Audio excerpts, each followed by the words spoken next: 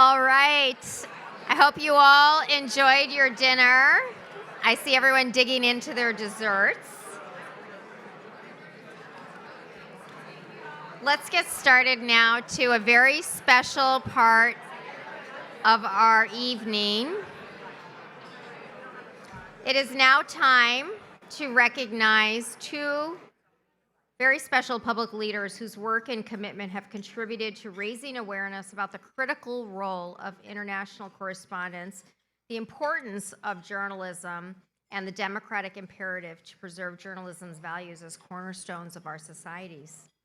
Now, past winners of these prestigious awards include Prime Minister of Canada, Justin Trudeau, the U.S. Ambassador to the United Nations, Linda Thomas-Greenfield, esteemed colleagues from CNN, Christiane Amanpour and Fareed Zakaria, the renowned philosopher Noam Chomsky, the celebrated American author Fran Lebowitz, and distinguished journalists Jerry Van Dyke and Richard Engel.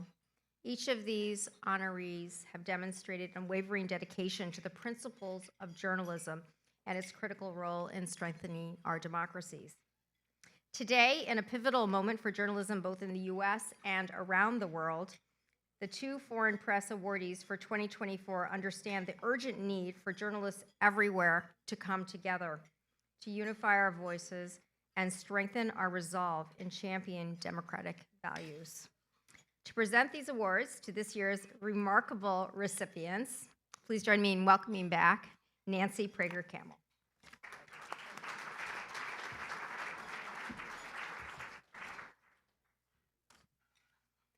Good evening again. I hope you've all enjoyed a lovely dinner. Now we would like to offer our distinguished colleagues and our esteemed guests. We want to go on, and together we gather to celebrate journalism's transformative power and honor two extraordinary leaders who embody the highest ideals. The Foreign Press Awards are a reflection of our shared commitment to truth, resilience, and the enduring values of a free and fearless press. It's my great honor, on behalf of the Association of Foreign Press Correspondents in the United States, to recognize two trailblazers who, on behalf of their journalism organizations, the Committee to Protect Journalists and the National Press Club, have profound impact. These two are Jodie Ginsberg and Emily Wilkins.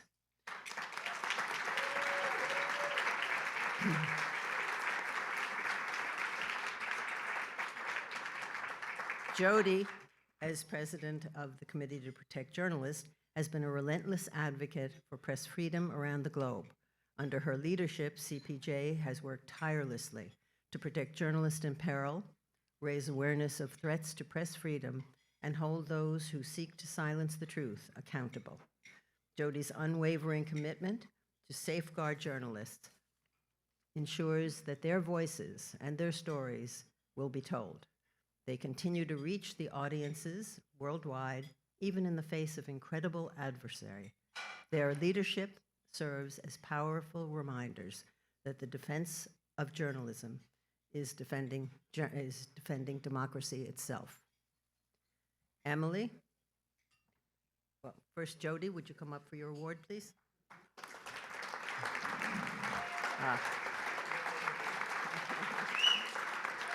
Dear Jodie. You deserve it. You have made a huge difference. Yes, please. Emily Wilkins, as president of the National Press Club, has become a beacon of unity and strength within the United States journalism community. Through her work and support of the respected teams of the National Press Club, she has championed the vital role of journalism in a rapidly changing media landscape, fostering a spirit of collaboration and mutual support. Her leadership has elevated the profession and contributed to the Press Club's role as a sanctuary for press freedom and a voice for journalism nationally. Emily exemplifies how strong leadership can empower journalists to face challenges head-on and remain steadfast in their mission to inform the public. These two extraordinary women inspire us all. Could I please ask Emily to come up?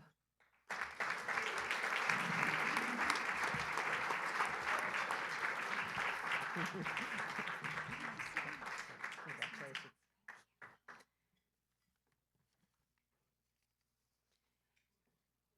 These two women, as I said, inspire us all with their courage, dedication, and relentless, tireless efforts to uphold the values that we all cherish.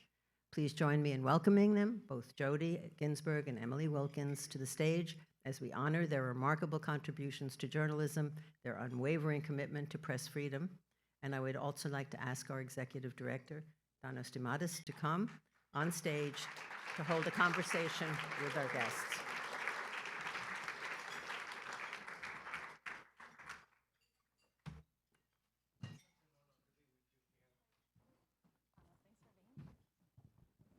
I hope the microphones work. Usually they don't.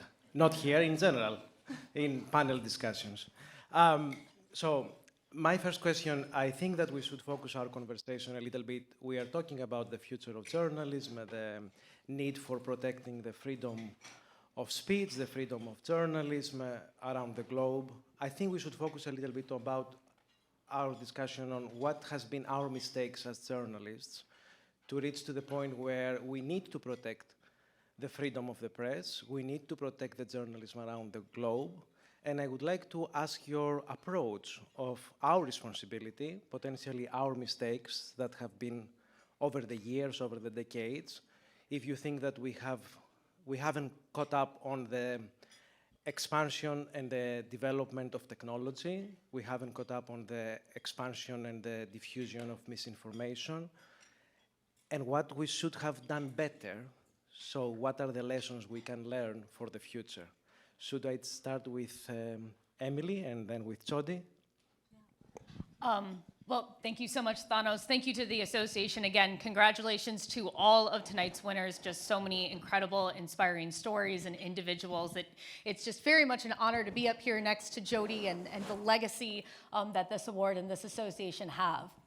I know that from the perspective of the National Press Club, the metaphor that I sometimes use is that we've sometimes been a little bit like Batman, like the bat signal will go off. It'll be like, there's a journalist in need, and we will assemble and we will go out, whether it be someone like Evan Gershkovich or Alsu Kumasheva being wrongfully detained in Russia, whether it be an exiled reporter who needs the help and the assistance once they're, number one, coming to the US, and then once they're in the US to actually be able to have a home, have a car, begin to report and write and tell their important stories again. And at this point, the press club has been very ad hoc about what it's done. Bat signal goes up, we run. And very recently, as in I think a week ago, 2 weeks ago, we started the next chapter of our press freedom commitment, which is the Press Freedom Center here at the National Press Club. And what we endeavor, yes. And it was truly a team effort. I'm debating whether to call out everyone who was a part of it. It's like at least 10 people. But truly a team effort to try to begin to think more about how do we make sure that we're protecting the next detained American reporter before that reporter is even detained. How do we make sure that we are ready as soon as an exiled journalist comes to DC, that we already have the services in place to meet their needs? And how do we begin to think about domestic journalists? The Press Club has always stood for press freedom, for advocating for news organizations and journalists in their time of need. How do we think about getting ahead of that and moving towards that? And so the Press Freedom Center, our director, Bill McCarran, we're very proud to have leading that. Jason Razayan as well is joining us as one of the folks focused on the goals and the mission. So we're very lucky to have both of them, as well as the full support and buy-in for the club and the Journalism Institute.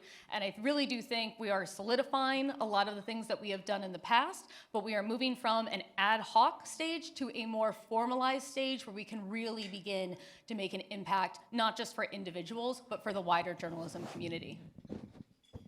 I will follow up with some of the aspects, the accomplishments that you presented right now, and I would like to ask Jodie what is her approach on the initial question, and then we can follow up.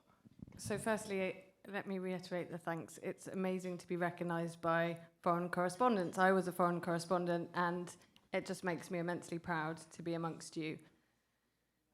Look, I think two things I would say. One is I think we have done and do a lot of things right. The reason that journalists around the world are among the first people to be attacked when democracies decline is because they are doing exactly what they should be doing, their job. They are holding the powerful to account, they are exposing corruption, and for that they are increasingly punished. So I think a lot of what we have seen, particularly in the last 2 weeks, where there's been a lot of internal hand-wringing about what the press has got wrong. Actually, I think the press has got an awful lot right, and that's why it's being targeted, and we should celebrate that it is doing its work. In terms of what we as a group, I think, got wrong, I think one of the things that we have done wrong is to take for granted that other people who are not journalists appreciate and understand the value of a free press. I think we took it for granted for many years. I think we assumed people all understood that we brought value and that what we did was important. And actually, that came across as some arrogance, which you hear reflected in some of these terms that we hear around mainstream media. It came across as arrogance because we didn't explain to people how we got that information, why that information is important, or why it provided value. So one of the things that we're doing at CPJ is we spend an awful lot of time focusing rightly on journalists who've been arrested, journalists who've been killed, journalists who've been attacked. But actually, when I look at some of our content and some of our work in previous years, I realized that what we haven't done is explain why that matters. Because actually, we assumed that people cared that journalists were in jail. And actually, what we realize is a lot of people just don't care. And some of them are quite happy about the fact that they're in jail. And so what we have to do a better job of is explaining why that matters. What was the story that that person got that made a difference in your lives? And that's why it's so important, and I was so glad to hear it referenced a number of times here, to keep referring back to the importance of local journalists, because the work that they do really matters and really has impact, and I think we don't talk about that anywhere near enough. And following up on what you just both mentioned, what do you think is the best way for our communities, either the US journalists, the international journalists, foreign journalists here in the US, abroad, what is the right approach you think our communities need to have in order to convince people, the audience, the societies, to open their ears, listen to what we have to say to them, listen to what we can say to them, listen to what we can display as accomplishments for our democracies, to our societies. I have the feeling that to some extent we are speaking loudly, we have a very strong voice, different organizations, but the question is, do you think the society is listening to us, and what we can do better in order to convince the society to listen to us about our needs, our dangers, the dangers of journalists who are on the front lines of war zones, what we can do better? Jodie? Well, look, I mean, we're in a slightly existential crisis, which is much bigger than us convincing people that our work matters, because we can't agree on basic facts as a society, and that's a whole dynamic that I think we as an industry are really struggling with. I think, I grew up believing that if I presented people with facts, that was enough, because it was the lack of that information that was preventing them from taking an action or making a decision.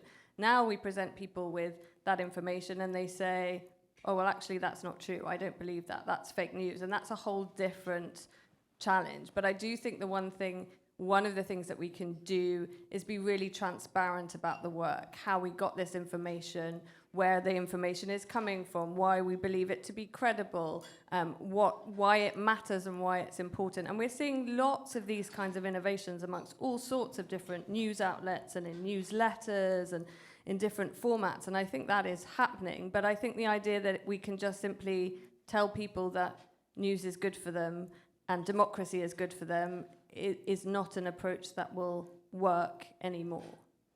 Emily? I mean, so much of the industry has shifted. right? I mean, how people consume news, how the news is financed, how it's paid for. I mean, it was mentioned that Jim Vandehei was right on this stage just a week ago. Part of the reason that he was there is because Axios has developed a new business model and a new way to get people to read news through its newsletters, and that includes local news. I'm, of course, with CNBC, honored to be with them every day. And one of the things that we really do is we own the lane. We own the lane of business journalism. We own the lane of making sure that everything we're doing, we are thinking about that business community. We're really focused on specifically who our audience is. I'm not seeing anyone at the table shake their head, so that's a good sign. And I think that is going to also be part of it, to sort of own the lane that we are in, do what we do it well, continue to innovate, continue to think about how people are getting the news, how we can reach out to them, be that social media, be that podcast, be that streaming services, be it newsletters, be it email.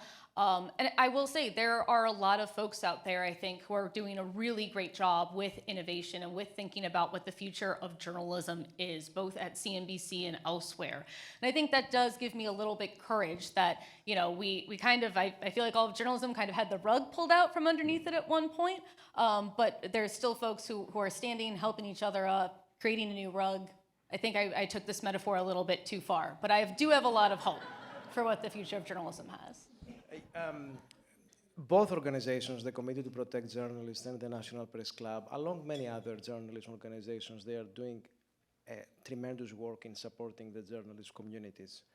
How do you think that this work could be amplified in case that journalism organizations could have done better job or may do better job in the future by expanding further the prospects of their collaboration? Do you think that our journalism organizations could have done better job on working together, on unifying voices? I would like to stress out what we have done so far and what is missing potentially for the future, like what we could do better. Like, this question is related to a little bit of a self-criticism, and I would like to hear your voice and your view, starting with Emily and then with Jodie. And is this sort of the idea of news organizations working with each other, or associations like the two of ours? I think we should focus on the journalism organizations, since you represent the two major ones, and the association is also a very renowned organization, but doesn't have the history of your both organizations. So I think that your voice plays a very important, critical role, and I would like to have your approach. Well, certainly with the National Press Club, I mean, we are a community of 2,500 journalists and communicator members and people who support and journalists at every step of the way. And I think that really gives the club its strength and its power. I mean, when we think about what we can do when it comes to press freedom, sometimes it's as simple as having a campaign where we're going to tweet, we're going to change our profile picture, we're going to wear the button, we're going to talk with people about who Evan Gershkovich is and who Austin Tice is, and that he's been held in Syria for 12 years, but he can come home and he must come home, and we're going to continue the pressure to bring him back and to have, yes. And if you're interested in hearing more about the case, 12:30, National Press Club, Friday, see you there. But I mean, it is. We do have to collaborate. And Jodie, I'm truly in awe of so much of the good work that CPJ does, that Reporters Without Borders do, that so many of these other incredible press freedom organizations are able to accomplish. And I do think you have so much passion, so much genuine interest that we have to collaborate. We have to think about being stronger together. And the work that we're able to do, I mean, it really does get multiplied the more journalists can sort of come together and say, hey, our organizations might have slightly different missions, but we can all certainly agree on the bigger picture, and we can all stand together and really make a pretty resounding impact on it. Jodie? Yeah, so we collaborate a lot with many different organizations. I know there's representatives here from IPO. My colleague Thibault Broutin is here from RSF. We were very privileged to honor Thibault's predecessor, Christophe Deloire, at our own awards a couple of weeks ago. And that reflects the kind of close collaboration we have had over very many years with organizations like RSF, because we can have much greater power, as Emily says, if there were a number of large organizations speaking together on a particular issue. And we've done that with great success on cases like that of Maria Ressa, for example, where we have coordinated work, we've coordinated statements, we've coordinated missions, and so on. But we also have to be realistic. The collaboration is really hard. It's really hard because we are all extraordinarily busy. You know, when I gave up being a Reuters correspondent because I found the stress of real-time journalism enormous. Why I've gone into running CPJ, I have no idea, because this is the most stressful job I have ever done. The pressures facing journalists are enormous. The resources are minimal for all of our organizations. And so remembering when you're sort of busy shouting out about Evan or Austin or anybody else, remembering then that you should also pick up the phone or drop someone an email is really challenging. And so, you know, I think we would all like to collaborate more, and I think it's important that we do. I think we're going to have to think, all of us, very carefully in the coming years about how we can resource that and how we can take different roles so that we're using our resources as effectively as possible. You know, NPC is based here in Washington. What is it that these guys can do so that we don't necessarily have to be organizing events in Washington? Because I think our resources, one of the things I'm genuinely concerned about is I think the resources are going to come under much more strain in the next 4 years. And so we will need to be much smarter about where each of us is putting our energies. And so smarter collaboration, not necessarily all doing the same thing at the same time.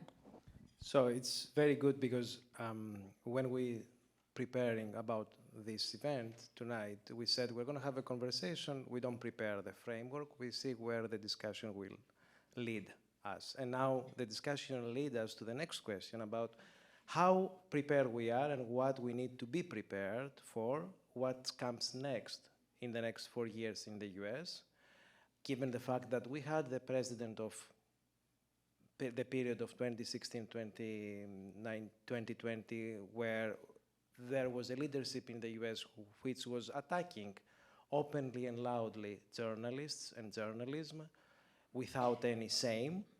And I must say that as a foreigner, as a foreign journalist from Europe and from Greece, what happens in the US has an impact on the rest of the world. And the rhetoric of the leadership in the US is giving lessons to potential candidates who want to share the same rhetoric around the world. So how prepared are organizations like ours, like yours, for what comes next? What do you think is going to be the major threat that we will potentially face in the next 4 years? And if you think that the next 4 years might be even harsher than what we experienced in the past. Jodie, Emily, who wants to How start long have we first? got? Sorry? How long have we got? Actually, I don't have a watch, so I don't know the timeline. But let's Okay. feel the sense of the discussion. Yeah, now. buckle up, everyone.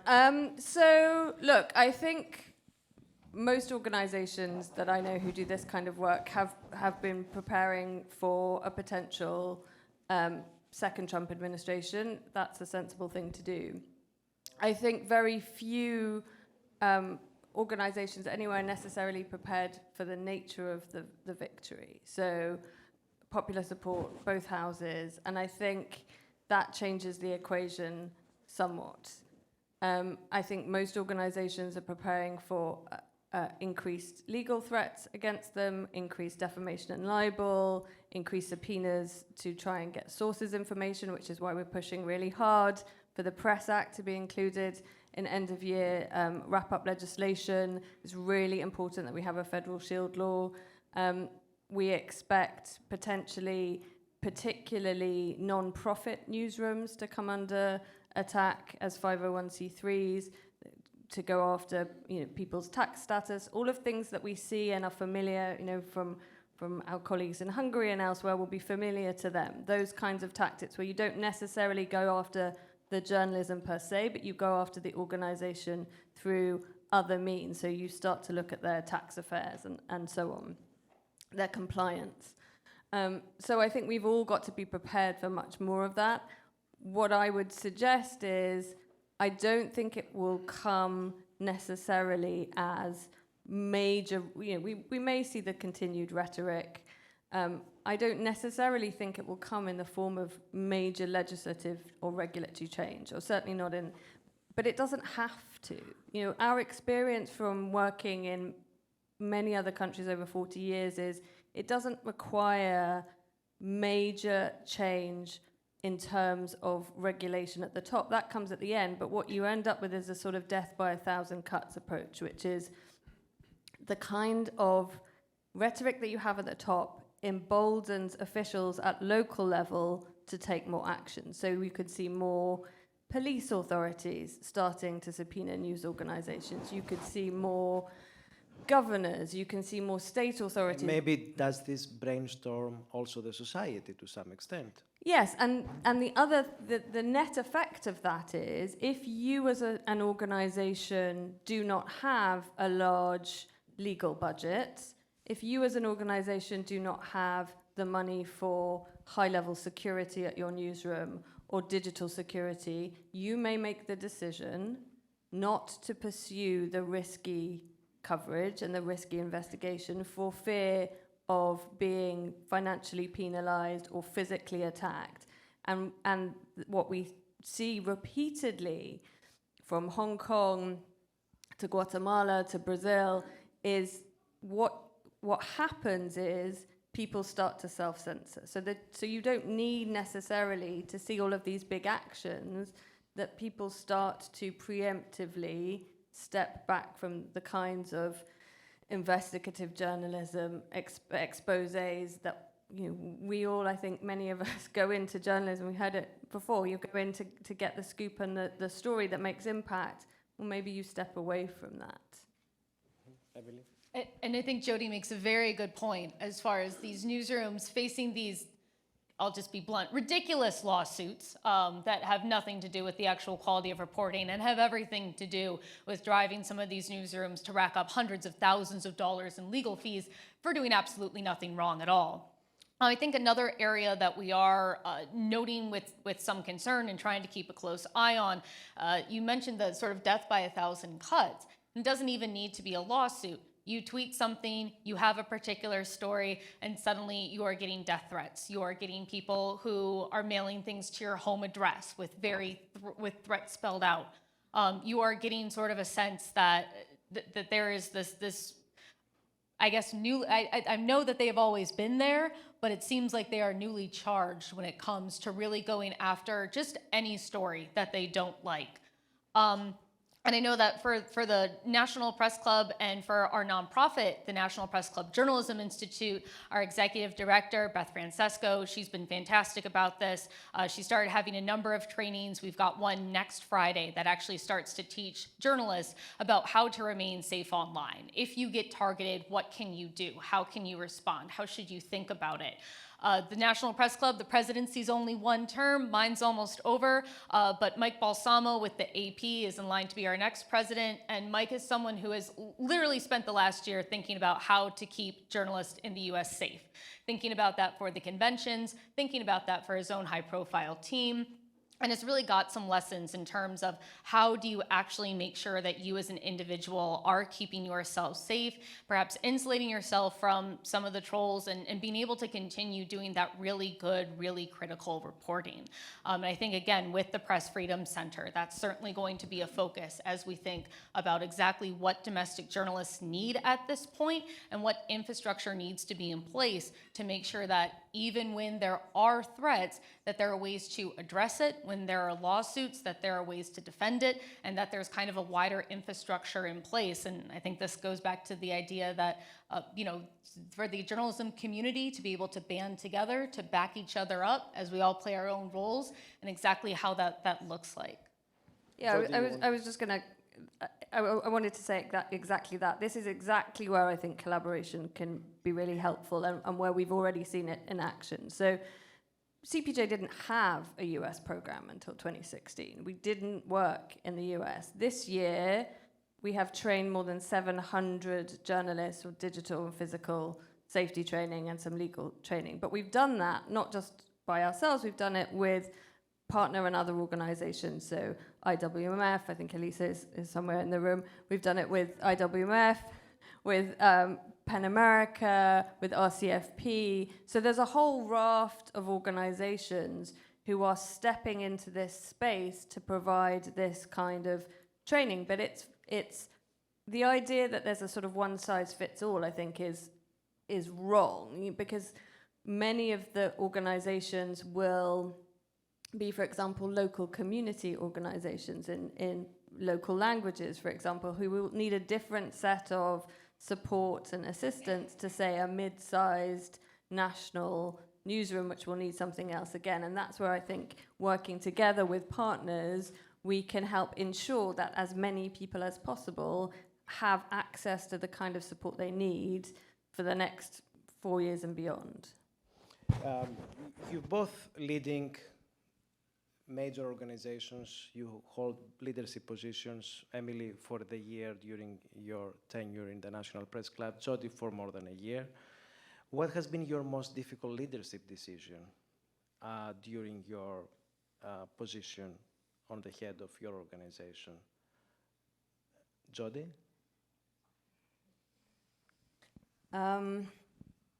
So the most difficult, not decision, but the most difficult challenge that I faced this year is in coverage of Israel-Gaza. Yeah.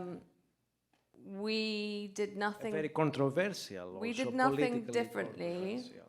in the way that we handled it. So the way that Committee to Protect Journalists works, for those who don't know us, is we research and document to make sure that we understand what the threats are, who is threatened, and that we are assured that they are a journalist. We take a very rigorous Reuters, AP style approach to things to ensure that we have the gold standard information that we need to be certain when we then do advocacy on behalf of those individuals, or we go to governments to request somebody is freed, or we go to international bodies to talk about crimes that we believe have been committed against journalists. And we have done that consistently for more than 4 decades, and we took exactly the same approach on Israel-Gaza.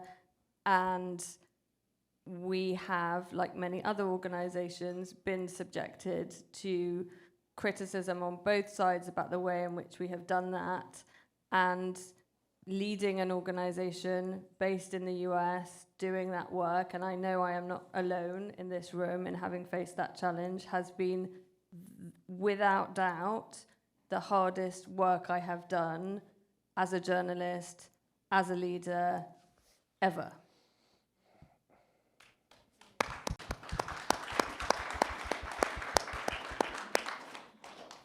I would say it's balancing the press club role with the CNBC role, but everyone's been so great that actually hasn't been nearly as much of an issue as it could have been.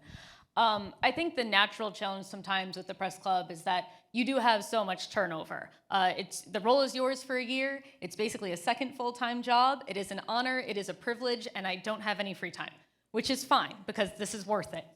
But it is, I think, about how do you create. Legacy seems too much of like a high-level word because it's not just about me. It's about a number of other people. It's about Eileen O'Reilly, who was president before me, and being able to stand on her shoulders and her leadership and what she built, and how do you kind of continue to build something when you do have the turnover that you have, and how do you think about not just your legacy, but the organization's legacy. And maybe this is just me as a congressional and political reporter, seeing sort of the interesting of, who decides to succession plan and who doesn't. But I think that is really a critical thing within some of these organizations and with these news groups. How do you kind of make sure that the work that you're doing is able to continue? How do you make sure that folks are really understanding and on board with your mission? And how do you really rise, I think, to meet the current needs of this day and age when things are changing so rapidly, and a lot of the world as we know it is shifting to different manners of reading the news, different habits, different kind of this post-fact where even the comprehension of the news is different. And I think it's being able to know what needs to come next and being able to get ahead of that, to build it, and to be able to hand it off to the next group. I can suspect and I can guess that managing and running an organization that serves journalists and journalism entails a lot of responsibilities, including the business development and the sustainability of the organizations. What is the hope that you have about the fact that you can raise awareness and you can raise support in the next years? Because when the circumstances are getting harsher for journalists, there are always, I think, a glimpse of hope that there might be some door of opportunity of more support, of more collaboration, of more alliances that can come up, that can help the overall mission and the overall goal. Is there this glimpse of hope, given the fact that there is a lot of sort of nightmares of what may come in the next years, in the next decade, in terms of not changing of leaderships, but also in terms of the expansion of technology? There are controlled situations that can lead in various ways. So is there any glimpse of hope? And also, what is also your fear for the next decade? I must say, it's a lot of things that I want to put on. Yeah, we have some big concepts here. Uh, No, I mean, with- there's always hope. I mean, right, if you're in this room tonight, if you're supporting this organization, if you've supported the National Press Club or CPJ, then that, to me, is an act of hope. Becoming a member of the National Press Club. When I first got to Washington, D.C., I remember a dear friend and mentor, he's like, why haven't you joined yet? And I was like, I'm like poor and the city's expensive and like membership. And he was like, if there has ever been a time to help your profession, if you truly believe in journalism and if you truly believe in what journalists do, there has never been a better time to join an organization like the National Press Club that is so committed to the future of journalists, to supporting journalists today. And I'll extend, of course, the same to CPJ, to RSF, to the association, to a number of amazing journalism organizations that are just doing such great work.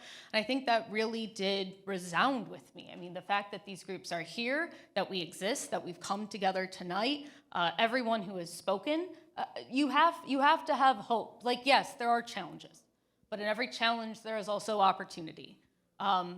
Things aren't always easy. They're usually kind of hard, but we're here and we're gonna figure it out.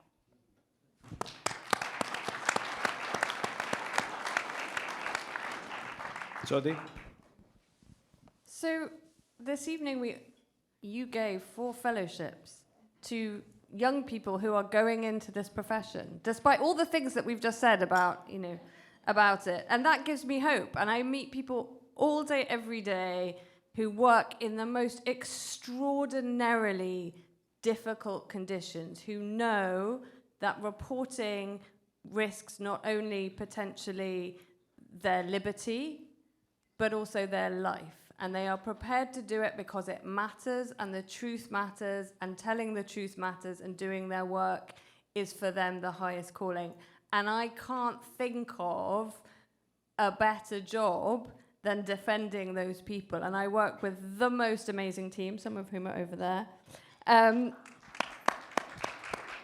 it's an utter privilege, and that's what gives me hope, is that despite all of this, we get up every day, and people get up every day and are prepared to do this work despite all of the challenges that they face. And that's got to give us hope and energy and enthusiasm. It's certainly what gives me hope and energy and enthusiasm, and I think and I hope is what brought everybody here tonight. Maybe the lovely MPC desserts also, but you know, and we should, because part of what the other side, who doesn't believe in press freedom or democracy, wants us to do, I think, is kind of be ground down and not feel like there's any reason to go on and just kind of give up. And so I think the best thing that we can do is just to keep doing. And I think with these words, we can wrap up our conversation, but I would like to ask you, what would be your message if you had a young journalist right now on the age of 18? What would you say to him or her about following this career in journalism? What is the reason to follow this career, or what might be a reason not to follow the career if you think that might not be a good fit for this type of career. We see a lot of people who want to be in journalism, who may want to have the dream of becoming journalists, but some sort of decisions in their life, they may lead them to different directions for some reason. So what would you say to this 18-year-old person about the decision-making to follow or not the career in journalism? I think I would say don't become a journalist if you think that you're doing it because you want to be considered a hero. Mm-hmm. Every single journalist I know that does this work and makes a difference does it because they care about telling the truth, getting the information and making sure other people have it, not for their own glory, not for the awards or anything else. And so do it because you care about the profession of journalism and for no other reason. And if you want to do it, great, and maybe become an intern at CPJ. If I had to speak to an 18-year-old who wanted to be a journalist, my message to them would be, thank God you're here. Good. I mean, we do, right? This is an industry where we need new ideas, we need fresh ideas, we need new people. We just need that energy, we need that determination, and I think that should be welcomed. I mean, there is always going to be a need for the news. There's always going to be a need for reporting. There's going to be a need for facts. There's going to be a need to go to the front lines in a war zone and say what happens. There's going to be a need to stop senators in the hallway and ask them difficult questions about the presidential's nominee picks. We need that. We need to have that. There will always be a need for it. And even as it's evolving right now, again, at the very core, there's a core principle here of press freedom. And I know that, every day when I go to work with my amazing team at CNBC, my amazing producer, Karen Salone, Matt Cuddy, MC Wellens, Eamon Javers, Megan Casella, and of course our big boss, Dan Colarusso, it is an inspiring team to be a part of. It is just doing the work. It is showing up. It is being there on a day-to-day basis. And then it's getting to come home to a great husband like John Sanders. So I got them all. The family factor is really important for all journalists, right? It's only been 7 months, but yeah, it's super important. I want to thank you for the honor to share the stage with you as two women who have proved their leadership in the field. Please take care of this trophy because it's from the Kykladik Art Museum. And please continue what you've been doing in the most impactful way because the society needs you, the society needs your organizations, and I think what you've been accomplishing through your work, I think it's a pride for the journalist community internationally. Thank you so much. Thank you. Thank you. To our incredible panel, Jodie, Emily, and Thanos, and thank you to the audience for coming tonight. I do want to mention that the flowers are from Open Blooms, and we would like someone at each table to take those flowers home. So go ahead and fight over the flowers, but let's continue this conversation here and beyond, and let's continue to support journalists around the world. Happy holidays, everyone, and I hope to see you again next year.